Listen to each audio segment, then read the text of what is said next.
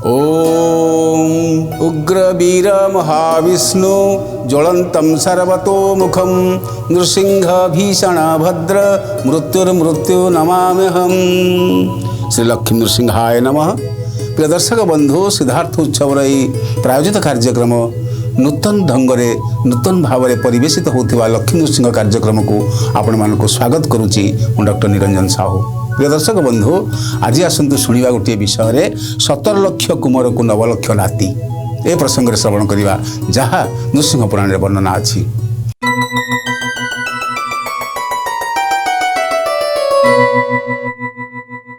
17 लक्ष कुमार कुमार कहले पुओ आ 9 लक्ष नाती 9 लक्ष नाती आ 17 लक्ष पुओ कहार मुरासुरर ए संपर्क आसती शुणा।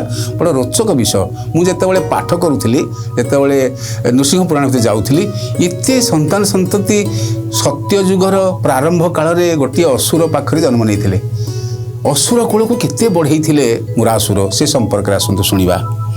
ए कथा ब्रह्मा कहते नारद को एवं निश्चित भाव सुकुमुनि कहते परीक्षित महाराज को। ये कथोपकथन शैली में गोटे सुंदर विषय वस्तु अवतारणा घटी। ब्रह्मा को नारद प्रथम प्रश्न करिसेंती जे जो मुरासुर जहाँ भगवान विष्णु कहले जे मु एभली अवतार ग्रहण करी आउ विशेष भाव में जी पापी ताको विनाश करी संसार भितर समस्त को प्रेरणा करिसेंती पठेइचंती लीला करिसेंती सहित। तेबे बड़ कथाटी होची मुरासुर संपर्क में मत टे कहतु। ब्रह्मा को पचारुंट नारद महर्षि। नारद हूँ मानस पुत्र ब्रह्मांकर। ब्रह्मा पाखरे जिते प्रश्न रखिंट नारद महर्षि समस्त प्रश्न उत्तर ब्रह्मा दे चली।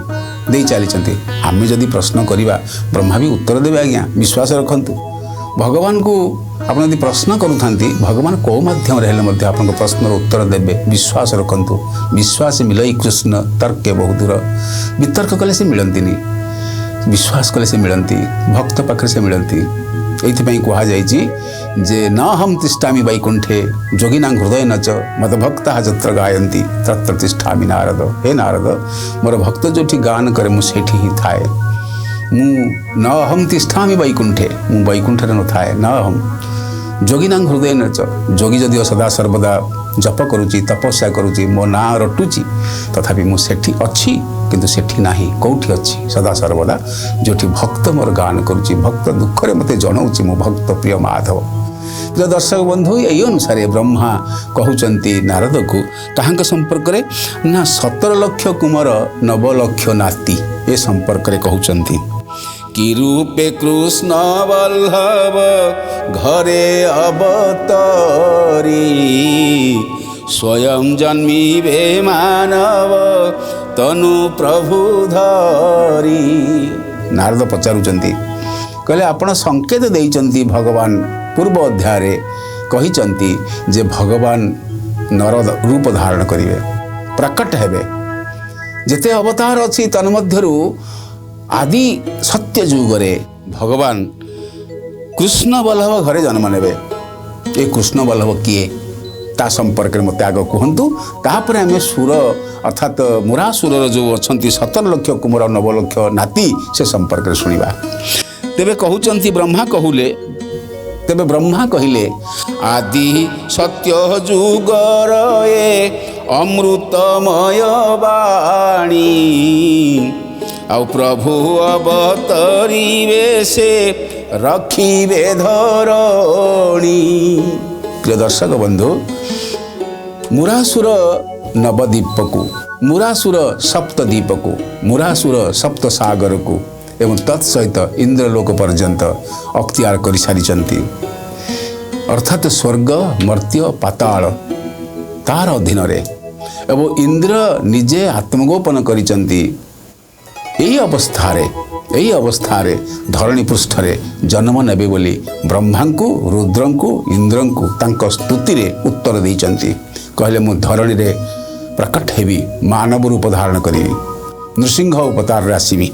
एइथिपई से सूचना देइचंती कोठी आसीबी जेमती कृष्ण अवतार रे कहिचंती माँ देवकी गर्भरे मु आसीबी वसुदेव पाखरे आसीबी।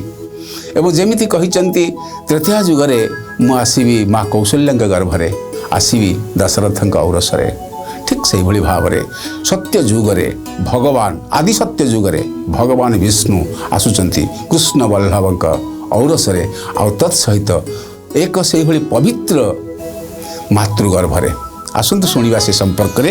କହୁଛନ୍ତି ବ୍ରହ୍ମା କହିଲେ, ଯେତେବେଳେ ଆଦିସତ୍ୟ ଯୁଗ ହେଇଥିଲା, ସେ ଆଦିସତ୍ୟ ଯୁଗର ଗୋଟିଏ ଅମୃତମୟ କଥା ହେଉଛି ଯେ ଭଗବାନ ଧରା ଅବତରଣ କରିବେ ମୁରାସୁରକୁ ବଦ୍ଧ କରିବା ପାଇଁ। ବ୍ରହ୍ମା କହିଲେ ଏ ମୁରାସୁରର ବଡ଼ ବିସ୍ତାରିତ ବଂଶ ଆଗ ଶୁଣି ନିଅନ୍ତୁ, ସେଇ ବିସ୍ତାରିତ ବଂଶ ସମ୍ପର୍କରେ, ତାପରେ ଆସିବା କୃଷ୍ଣ ବଲ୍ଲଭଙ୍କ କଥାକୁ। ଏଇ ସେ ମୁରାସୁରର କଥା ଏତେ ଅକଳିତ ଯେ, ଅସୀମ ଯେ ତାର ପଟାନ୍ତର ନାହିଁ। ଏବଂ କହୁଛନ୍ତି ଯେ ଯିଏ ଯାହା ମାଗିଛି ମୁରାସୁର ଦେବ, ଭଗବାନ ଦେବେ ବୋଲି କହିବେ ନାହିଁ। ଏବଂ କହୁଛନ୍ତି ଯେ ବସୁନ୍ଧରାକୁ କହିଛନ୍ତି, ଧରିତ୍ରୀକୁ ବସୁନ୍ଧରୀଙ୍କୁ କହୁଛନ୍ତି ତୁ ମୋତେ କ'ଣ କରିବୁ ନା ଆହାର ଯୋଗେଇବୁ।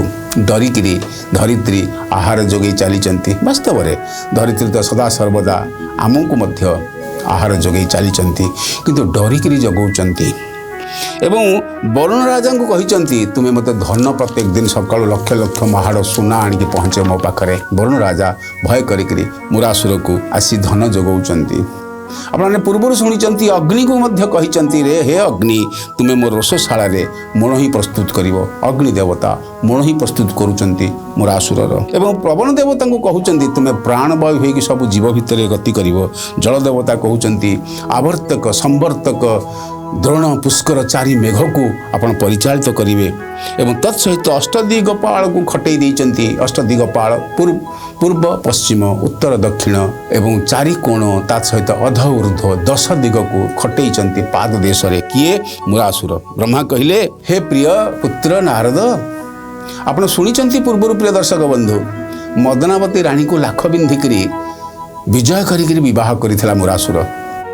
ଦ୍ୱିତୀୟରେ ଆପଣମାନେ ଶୁଣିଛନ୍ତି ପୂର୍ବ ଅଧ୍ୟାୟରେ ସେ ବିଶେଷ କରି ପଦ୍ମାବତୀକୁ ମଧ୍ୟ ବିବାହ କରିଛନ୍ତି, ବ୍ରାହ୍ମଣୀ କନ୍ୟାକୁ ବିବାହ କରିଛନ୍ତି। ନିଜେ ବ୍ରାହ୍ମଣ ବୋଲି ବିଷ୍ଣୁ ଅର୍ଥାତ୍ ବ୍ରହ୍ମାଙ୍କର ପୁତ୍ର ଭାବରେ ବ୍ରାହ୍ମଣ କହିକରି ବିବାହ କରିଛନ୍ତି। ତା ସହିତ ଏ ଦୁଇ ରାଣୀ ସହିତ 33 କୋଟି ଦେବତା, 33 କୋଟି ଦେବତାମାନଙ୍କର ଯେଉଁମାନେ ଅଛନ୍ତି କନ୍ୟା ଅଛନ୍ତି, ସେ କନ୍ୟାମାନଙ୍କୁ ମଧ୍ୟ ବିବାହ କରିଛନ୍ତି ପର୍ଯ୍ୟାୟକ୍ରମେ।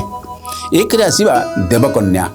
ଦେବକନ୍ୟା କହିଲେ ଅପ୍ସରାମାନଙ୍କୁ ପ୍ରଥମେ ଗ୍ରହଣ କରିବା, ଅର୍ଥାତ୍ ମେନକା ରମ୍ଭା ତିଲୋତ୍ତମା ଆବର ଯେଉଁ ଅଷ୍ଟ ଅପ୍ସରୀ ଅଛନ୍ତି, ଏ ଅଷ୍ଟ ଅପ୍ସରୀମାନଙ୍କର ଯେଉଁ କନ୍ୟାମାନେ ଥିଲେ ଏମାନଙ୍କୁ ସମସ୍ତଙ୍କୁ ବିବାହ କରିଛନ୍ତି। ତାପରେ ଆସୁଛନ୍ତି ନାଗକନ୍ୟା, ଆସୁଛନ୍ତି ଗନ୍ଧର୍ବମାନଙ୍କ କନ୍ୟା, ଆସୁଛନ୍ତି ଯକ୍ଷମାନଙ୍କ କନ୍ୟା, ଆସୁଛନ୍ତି ରକ୍ଷମାନଙ୍କ କନ୍ୟା, ଆସୁଛନ୍ତି ରାକ୍ଷସମାନଙ୍କ କନ୍ୟା ଏବଂ ଆସୁଛନ୍ତି ବ୍ରାହ୍ମଣମାନଙ୍କ କନ୍ୟା। ବିଶେଷ ଭାବରେ ମାନବ କନ୍ୟାମାନଙ୍କୁ ମଧ୍ୟ ବିବାହ କରିଛନ୍ତି। ତତ୍ ସହିତ କ୍ଷତ୍ରିୟ କନ୍ୟା, ବୈଶ୍ୟ କନ୍ୟା, ଶୂଦ୍ର କନ୍ୟା, କାହାର ଘରର କନ୍ୟାକୁ ଛାଡ଼ି ନାହାନ୍ତି ମୁରାସୁର। ପ୍ରତ୍ୟେକ ଘରରେ ଯେତେ କନ୍ୟା ଆସିଛନ୍ତି ଗୋଟିଏ ଗୋଟିଏ କରିକିରି ସେ 33 କୋଟି ଦେବତାମାନଙ୍କର ଏବଂ ସମସ୍ତଙ୍କର କନ୍ୟାମାନଙ୍କୁ ବିବାହ କରିଛନ୍ତି। ଏବଂ ଯେଉଁ ମଦନାବତୀ, ତାର ଯେଉଁ ମଦନାବତୀର ପୁତ୍ରମାନଙ୍କର ନାଁ ଗୋଟେ ଦୁଇଟା ଶୁଣିବା। ଜଣେ ହେଉଛନ୍ତି ମୁକୁଳ, ମୁଷ୍ଟିକ ଏବଂ ମହାତେଜ, ମହାକାଳ, ଅର୍ଥାତ୍ ମ ଅକ୍ଷରରେ ତାଙ୍କର ଲକ୍ଷେ ପୁଅର ନାଁ ଅଛି। ତତ୍ ସହିତ ପଦ୍ମାବତୀଙ୍କର ସେମିତି ପ ଅକ୍ଷରରେ ଲକ୍ଷେ ପୁତ୍ର, 2 ଲକ୍ଷ ଗଲେ। 2 ଲକ୍ଷ ପରେ କହୁଛନ୍ତି ଯେ ଆଉ ସବୁ ରହିଲେ କେତେ? ନୃସିଂହ ପୁରାଣ ବର୍ଣ୍ଣନା କରିଛନ୍ତି 17 ଲକ୍ଷ କୁମାର 9 ଲକ୍ଷ ନାତି, ଏ ରୂପେ ସେ ମୁରା ବଂଶ ତହିଁ ଉତ୍ତପତି। ମୁରାସୁରର ଯେଉଁ ଅଛନ୍ତି ରାଣୀମାନେ ଯେତେ ବିବାହ କରିଛନ୍ତି, ଦେବକନ୍ୟା, ନାଗକନ୍ୟା, ଯକ୍ଷକନ୍ୟା, ରକ୍ଷକନ୍ୟା, ଗନ୍ଧର୍ବ କନ୍ୟା ଏବଂ ରାକ୍ଷସ କନ୍ୟା, ବ୍ରାହ୍ମଣ କନ୍ୟା ଏବଂ କ୍ଷତ୍ରିୟ, ବୈଶ୍ୟ, ଶୂଦ୍ର ଇତ୍ୟାଦି କନ୍ୟାମାନଙ୍କୁ ବିବାହ କରିଛନ୍ତି। 33 କୋଟି ଦେବତାମାନଙ୍କର କନ୍ୟାକୁ ବିବାହ କରିଛନ୍ତି। ତା ଭିତରୁ ସୃଷ୍ଟି ହୋଇଛନ୍ତି 2 ଲକ୍ଷ ଏବଂ ଆଉ ଅନ୍ୟମାନେ ହେଉଛନ୍ତି କ'ଣ ନା ଦେବକନ୍ୟାମାନେ ହେଉଛନ୍ତି ଆଉ ବାକି 17 ଲକ୍ଷ ଭିତରୁ ଆଉ 15 ଲକ୍ଷ ପୁତ୍ର ଆଉ 9 ଲକ୍ଷ ନାତି, ଅର୍ଥାତ୍ ପୁତ୍ରବଧୂମାନଙ୍କୁ ଆଣିଛନ୍ତି ଏବଂ ତାଙ୍କର 9 ଲକ୍ଷ ନାତି। ଯେମିତି କଥାରେ କହନ୍ତି ପ୍ରିୟ ଦର୍ଶକ ବନ୍ଧୁ ଯେ 17 ଲକ୍ଷ ପୁତ୍ରକୁ 9 ଲକ୍ଷ ନାତି, ଗୋଟିଏ ହେଲେ କାରଣକୁ ଆମର ନୁହନ୍ତି। ଏତେ ପୁଅ ସଂସାରରେ ଥାଇକି କିନ୍ତୁ ଗୋଟିଏ ପୁଅର କାର୍ଯ୍ୟ କିନ୍ତୁ କରନ୍ତି ନାହିଁ। ଯଦି ଗୋଟିଏ ପୁଅ କରିଦେଲା ବାସ୍ତବରେ ଏତେ ଲକ୍ଷ ପୁତ୍ର ଥାଇକି କ'ଣ ହେବ? କୌଣପ କୂଳ ଭାରି ହେଲେ ଭଗବାନ ନିଶ୍ଚିତ ଭାବରେ ବଦ୍ଧ କରିବେ ସେମାନଙ୍କୁ। ତେଣୁକରି ଭଲ ପୁଅଟିଏ ଦରକାର। ଏଇଥିପାଇଁ କୁହାଯାଇଛି ସ୍ୱର୍ଗରେ ବସିଲା ଯେତେ ବେଳେ ମୁରାସୁର, ଦେବେ ପାଳନ୍ତେ କନ୍ୟାକୁ ଦେଖିଲା ଅସୁର। ଯେତେବେଳେ ସେ ସ୍ୱର୍ଗରେ ଇନ୍ଦ୍ରପୁରକୁ ବିଜୟ କରିଗଲା, ସେତେବେଳେ ଇନ୍ଦ୍ରପୁରରେ ଦେବତାମାନେ ଥିଲେ, ଆଉ ଦେବତାମାନଙ୍କର କନ୍ୟାମାନେ ମଧ୍ୟ ଥିଲେ। ଏବଂ ଦେଖିଲା କନ୍ୟାମାନେ ବଡ଼ ସୁନ୍ଦରୀ ଦେବତାମାନଙ୍କର। ସୁତରାଂ ସେ କହିଲା ଯେ ତମେ ସବୁ ଡାକିଦେଲେ, ଅଧିପତି ନା ସଭା ଡକେଇଲେ। ସଭା ଡକେଇକିରି ମୁରାସୁର କହିଲେ ଦେବତାମାନଙ୍କୁ, ଦେଖନ୍ତୁ ଆପଣମାନଙ୍କର ଯେଉଁ କନ୍ୟାମାନେ ଅଛନ୍ତି ସେଥିରୁ ଗୋଟିଏ ଗୋଟିଏ କନ୍ୟା ମୋତେ ଦିଅନ୍ତୁ। ଇଏ କହିଲେ କ'ଣ କରିବେ ନା ବିବାହ କରିବି। ଦେବତାମାନେ ବଡ଼ ଲଜ୍ଜିତ ହେଲେ, ଅପମାନିତ ବୋଧ କଲେ, ଲଜ୍ଜାଶୀଳ ହୋଇଗଲେ ଏବଂ କହିଲେ ମନରେ ପାଞ୍ଚିଲା ହେବି ଏହାକୁ ମୁଁ ବିଭା, ଦେବଙ୍କୁ ଆଶ୍ୱାସୀ ଆଣି କଲା ବସି ସଭା। କହିଲେ ଏମିତିରେ ମାନିବେନି ଦେବତାମାନେ। ଗୋଟିଏ ସଭା କରିଦେଲେ, କହିଲେ ମୁଁ ତୁମମାନଙ୍କୁ ଦେଇଛି ତେଜ ଶକ୍ତି, ତୁମମାନେ ମୃତବତ ଥିଲ ଇନ୍ଦ୍ର ପରାସ୍ତ ହେଲା ପରେ, ଏବେ ମୁଁ ତୁମମାନଙ୍କୁ କହୁଛି ତୁମମାନଙ୍କ ଝିଅମାନଙ୍କୁ ମୁଁ ବାହା ହେବି। ଏଭଳି ପ୍ରସ୍ତାବ ଯେତେବେଳେ ଦେବସଭାରେ ରଖିଛନ୍ତି, ସେଇଠି କ'ଣ କରିବେ ଦେବତାମାନେ ବୋଲି ଭାବୁଛନ୍ତି। ଏଇଭଳି ଅବସ୍ଥାରେ ଆମେ ଦେଖିବା ଯେ ଦେବତାମାନେ ସତରେ ତାଙ୍କ ଝିଅମାନଙ୍କୁ ବିବାହ ଦେଇଛନ୍ତି କି ନାହିଁ। ଆଜ୍ଞା, ଦେବତାମାନେ ଭାବିଛନ୍ତି ଏ ଗୋଟିଏ କଥା ଯେ ନିଜେ ଆଗ ନିଜ ରକ୍ଷଣ ଅସମ୍ଭବ, ନିଜ ରକ୍ଷା ଏକାନ୍ତ ପ୍ରୟୋଜନ। ତାଙ୍କୁ ବ୍ରହ୍ମା କଥା ବତେଇଛନ୍ତି ଯେ ଏ ଯେଉଁ ସମୟ ଚାଲିଛନ୍ତି ନିଜେ ଅର୍ଥାତ୍ ଅଛନ୍ତି ତୁମ୍ଭର ଝିଅ ମାନେ ଜାଣ ଯେତେ, ତହିଁରୁ ଜଣେ ଜଣେ ତ ବିବାହ କର ମୋତେ। ଏ କଥା କହିଲା ପରେ ବ୍ରହ୍ମା ତାଙ୍କୁ ନିର୍ଦ୍ଦେଶ କରୁଛନ୍ତି, ଆଉ ଦେବତାମାନେ ମଧ୍ୟ ବିଚାର କରୁଛନ୍ତି। ଆଗ ପ୍ରଥମେ ଏ ଯେଉଁ ଅବେଳ ପଡ଼ିଛି, ଅକାଳ ପଡ଼ିଛି, ଏ ଅବେଳ ଅକାଳ ସମୟରେ ଆମକୁ ମୁରାସୁର ପାଖରୁ ବର୍ତ୍ତିବାକୁ ଅଛି। ତେଣୁକରି ସେମାନେ ସମସ୍ତେ ସେମାନଙ୍କର କନ୍ୟାମାନଙ୍କୁ ବିବାହ ଦେଇଛନ୍ତି। ଏବଂ ଯାହାଫଳରେ ଆମେ ଯେଉଁ କହୁଛେ ଯେ ଦେବକନ୍ୟାଙ୍କୁ ସେ ବିବାହ କରିଛନ୍ତି ମୁରାସୁର, ଆମେ ଯେଉଁ କହୁଛେ ବିଶେଷ ଭାବରେ ନାଗକନ୍ୟାମାନଙ୍କୁ ବିବାହ କରିଛନ୍ତି, ଆମେ ଯେଉଁ କହୁଛେ ଦୈତ୍ୟକନ୍ୟାମାନଙ୍କୁ ବିବାହ କରିଛନ୍ତି ଏବଂ ନରଲୋକରେ ନରଲୋକମାନଙ୍କର ବ୍ରାହ୍ମଣ କ୍ଷତ୍ରିୟ ବୈଶ୍ୟ ଶୂଦ୍ର ଚାରି ଜାତି ପ୍ରତ୍ୟେକଙ୍କର ଘରୁ ସୁନ୍ଦରୀ କନ୍ୟା ପ୍ରଥମ କନ୍ୟାମାନଙ୍କୁ ବିବାହ କରିଛନ୍ତି ମୁରାସୁର। ଯାହାଫଳରେ ତାର ସଂସାରରେ ମୁରାସୁର ସଂସାର ବୃଦ୍ଧି ଘଟିଛି, ଅସୁର କୂଳ ବୃଦ୍ଧି ଘଟିଛି। ପ୍ରିୟ ଦର୍ଶକ ବନ୍ଧୁ, ଗୋଟିଏ ଛୋଟିଆ କଥା ଆପଣମାନେ ଜାଣିଲେ ବୁଝିବେ ଏତିକି ଯେ ସଂସାରରେ ବଂଶବୃଦ୍ଧି ଘଟିବାରେ ଅସୁବିଧା କିଛି ନାହିଁ।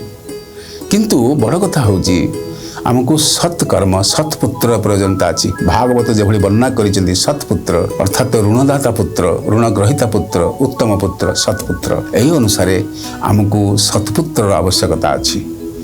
ସତ୍ପୁତ୍ର ହେବାକୁ ହେଲେ ଯଜ୍ଞ କରିବାକୁ ଅଛି, ସତ୍ପୁତ୍ର ହେବାକୁ ହେଲେ ଦାନ କରିବାକୁ ଅଛି, ସତ୍ପୁତ୍ର କରିବାକୁ ହେଲେ ଆମକୁ ଦୈବଜ୍ଞ ସାଂସ୍କୃତିକ ଋଷିବାଦର ଦେଶରେ ଋଷିଙ୍କୁ ଅବତରଣ କରେଇକିରି ଆମ ଭିତରେ ଏଇଠି ଦେବଭୂମିକୁ ପ୍ରତିଷ୍ଠା କରିବାକୁ ଅଛି। ଏହା ନୃସିଂହ ପୁରାଣର ଅବକାଶ। ଆମ ଭିତରେ ସେହି ଦୈବଜ୍ଞ କଥା ସୃଷ୍ଟି ହେଉ, ଦୈବଜ୍ଞ ବିଚାର ସୃଷ୍ଟି ହେଉ। ଏ କଥା এই যে 17 লক্ষ কুমরকু 9 লক্ষ নাতি ଏହା ଭିତରେ ଦେଇକି ଆମେ ଏତିକି ବୁଝୁଛୁ, ଏତେରେ ଆମର ପ୍ରୟୋଜନ ନାହିଁ।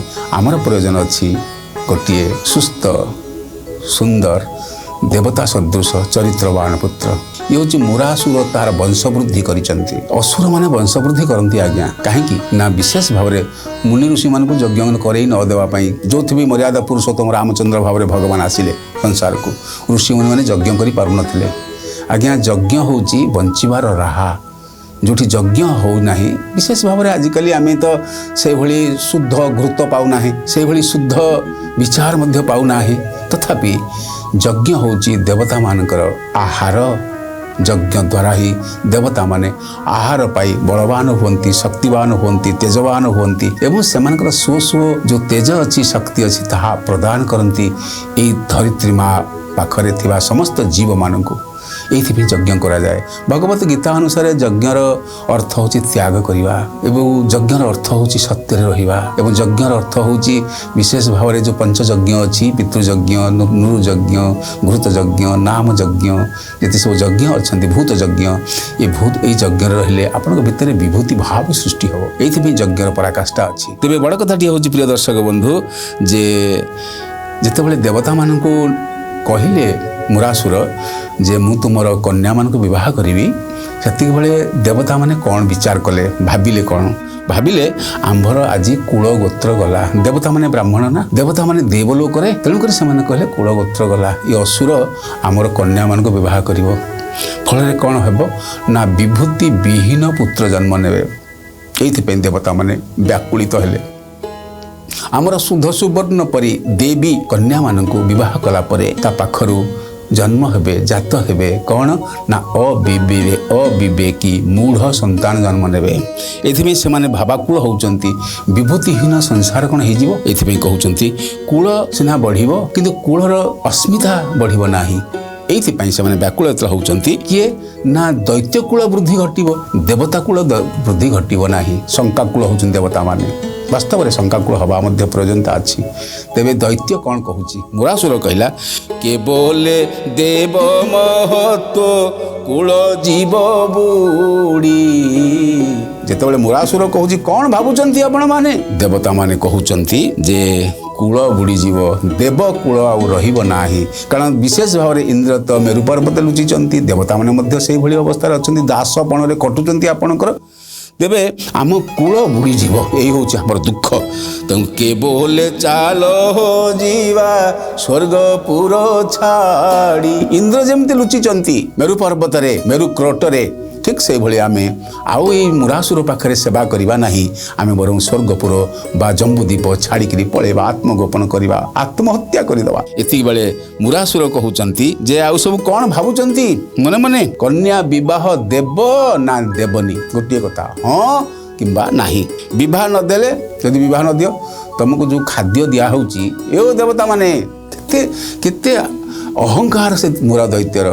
ତମକୁ ଯଦି ଦିଆହେଉଛି ଖାଦ୍ୟ, ଭାତ, ଡାଲି, ତରକାରୀ, ସୌଭାଗ, ଜ୍ୟୋତି, ବିଭୂତି ସବୁ ମୁଁ ଦେଇଛି ତମମାନଙ୍କୁ, ତୁମେ ପୁଣି ସେଇଭଳି କାଙ୍ଗାଳ ହେଇଯିବ। ବଡ଼ ସୁନ୍ଦର ଭାବରେ ନୃସିଂହ ପୁରାଣରେ ବର୍ଣ୍ଣନା ହେଇଛି।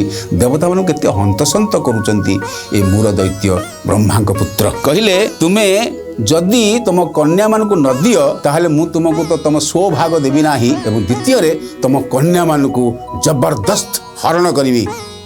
କଳିଯୁଗରେ ଆପଣ ଦେଖୁଛନ୍ତି ଆଜ୍ଞା, ଏଇ ତ ହେଉଛି ମୂର ଯୁଗର ଶାସନ ବ୍ୟବସ୍ଥା, ଆମ ଜୀବନଶୈଳୀ।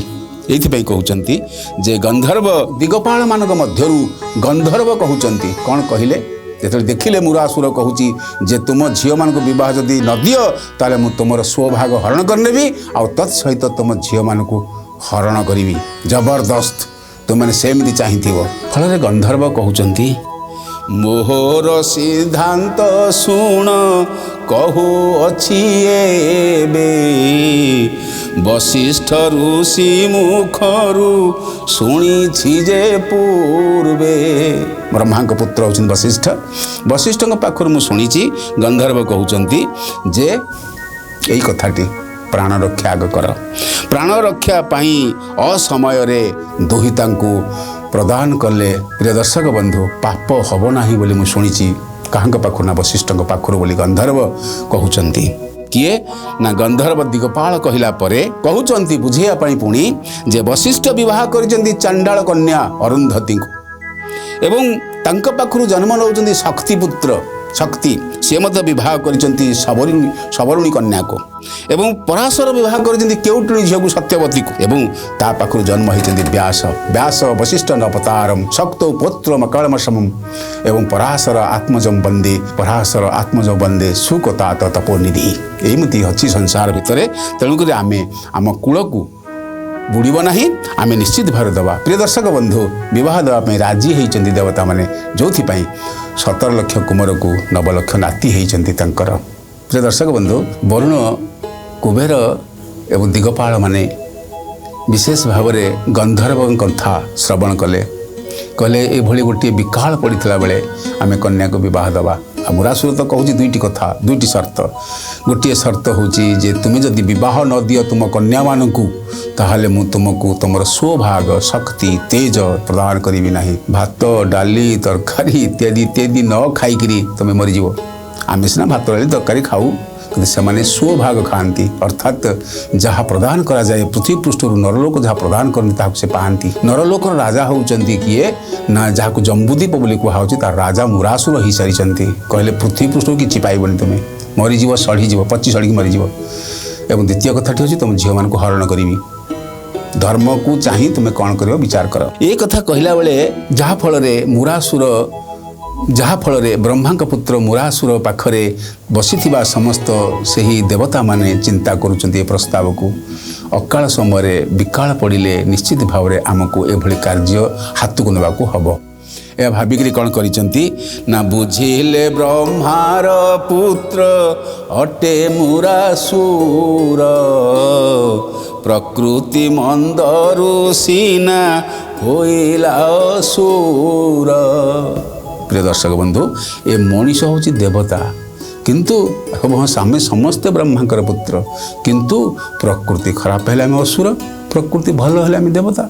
जेमिति मुरासुर है मुरासुर ब्रह्मांकर पुत्र किंतु ब्रह्मा जहाँ जहाँ उपदेश देते पूर्व एक अध्याय आप शुणी पूर्व शुणी जे विशेष जहाँ उपदेश देते मानिले मानिले दियो न मानिले पत्थर सूत्र किछि मुरासुर मानिले नाही। तेणुक मैंने चिंता कले देवता माने ब्रह्मांकर पुओ तो ब्राह्मण निजे ब्रह्मविद एवं तत्सहित प्रकृति खराब सीना तार है किंतु आमे निश्चित भाव में बुझा जे ये ऋषि समकक्ष मुरासुर ये होउचंती विशेष भाव में कौन ना जम्बूद्वीप भी राजा तत्सहित ये होउचंती राजश्री बोली बुझा हम राजा एवं ऋषि मध्य ब्रह्मपुत्र ऋषि ब्रह्मा पुत्र मरीचि होउचंती ऋषि ब्रह्मपुत्र वशिष्ठ होउचंती ऋषि ब्रह्मपुत्र आउ जते पुत्र अछंती कश्यप होउचंती तंकर ऋषि विशेष भाव में आम जहाँ को कहू जे भृगु होउचंती मध्य तंकर ब्रह्मपुत्र ऋषि नारद होउचंती तंकर पुत्र ऋषि ठीक से भाव मुरासुर होउचंती ऋषि पुत्र देवता मैंने बुझीगला कौन कले ना आउ गोटे कथा भाविले कहले जुब कन्या घरे थिले परे दृष्टि होई पंडित लोक बुझिण दान करी देई। ये गोटे लौकिक कथा देवता माने विचार करिसेंती। तो दर्शक बंधु देवता माने कहले युवती अवस्था रे जदि गोटे कन्या आम घरे थाए युवती अवस्था हेछि ताकू जिमिति हेले निश्चित भाव में परगति करने को हम पानी ग्रहण करवाक हम बा ताको विवाह देवाक हम घरे रखिबार उचित नुहे कहीं ना परलोकर दृष्टि तापर पड़ो फल से निश्चित भाव में कौन घटो तो भिन्न जिनिस किंतु बड़ कथाटी हूँ पंडित लोक देखिकी कुलगोत्र देखिकी कन्या को विवाह बा पानी ग्रहण करदेवा उचित बोली देवता माने विचार करिसेंती नृसिंह पुराण विचार रे एवं कहउचंती जे संभाळिले काले पुणी एहु विडंबना अयोग्य लोक जे एहा रखे साईतीण। आउ गोटे कथा प्रिय दर्शक बंधु नृसिंह पुराण कहउचंती जहाँ देवता माने विचार करुचंती जदि कन्याटी रहीगला घर भितरे जदि कहीं संभाली गला कारण तार से भाव में योग्य पति हवा दरकार योग्य बर मिलवा दरकार योग्य बर न मिले से कौटी बह कर बाप बा कौटी बह दब कुलगोत्र से तो निश्चित भाव देखिए तेणुक जदि कहते जदि संभाली गला कहीं ताल निश्चित भाव में विडंबना हम कारण अयोग्य लोक होते साइतिक रखिब शत चेष्टा करी भगवान को प्रार्थना करी कन्या को निश्चित भाव में परगोत्र दबाक हम। ये कहते देवता माने कहले जे बोइले हे राजा शुणा हेउ आंभ बोल दुहिता देलु आंभर बंधु तुम्हें हेल आमे झील देलु कन्या देलु आज ठारू तुम्हें आमर समंदी समुदी हेल बा बंधु हो गल यह कहीकि निज को रक्षा करुचंती देवता माने। प्रिय दर्शक बंधु 33 कोटी देवंक कन्या विवाह देले आउ देव कन्या गर्भरु असुर पुत्र उपजिले कारण जोठी बाप संस्कृतिवंत नुहे असंस्कृत पुत्र माने जन्म नहीं ये कहुई 17 लक्ष कुमार को 9 लक्ष नाती जन्म होती से वंश ए रूपे से सुर मुरा वंश है उत्पत्ति 17 लक्ष कुमार 9 लक्ष नाती। प्रिय दर्शक बंधु आसतु शुणा आज व्यासवाणी प्रिय दर्शक बंधु आसतु शुणा आज व्यासवाणी ए व्यासवाणी रे मुझे गोटे कथा कहे रोग केमिति विनाशन हम प्रायतः कली जुगरे आम जहाँ खाद्य पेय खाऊचु इत्यादि इत्यादि ये सब तो प्रायतः विष खाऊचु। नृसिंह पुराण कहते जे व्यासवाणी होउछंती जे गोटे मंत्र पाठ करंतु से मंत्र पाठ कले रोगरु निस्तार मिलिबो। ओम नृम नृसिंहाय रोग विदारणाय रोग विनाशाय नमो नमः। ओम नृं नरसिंहाय रोग निवारणाय नमो नमः। नृसिंह नाम रे रोग मध्य निवारण हो जाए। प्रिय दर्शक बंधु ए अध्याय को ये रखा पुणी देखा परवर्ती अध्याय से पर्यंत विदाय दिंतु। जय श्री लक्ष्मी नृसिंह, जय श्री लक्ष्मी नृसिंह, जय श्री लक्ष्मी नृसिंह।